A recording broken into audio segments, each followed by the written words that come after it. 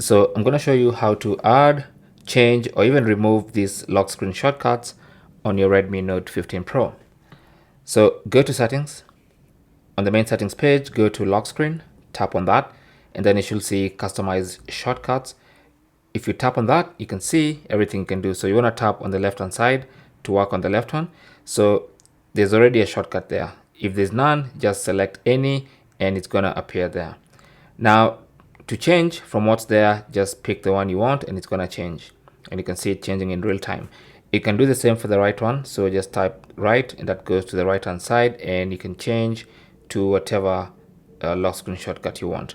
Now to remove the lock screen shortcuts, you can see the option none. So you select none for the right hand side and you can also select none for the left hand side. So it's all up to you really. Just pick whatever you want or remove whatever you don't want. Thanks for watching. Don't forget to like and subscribe and good luck.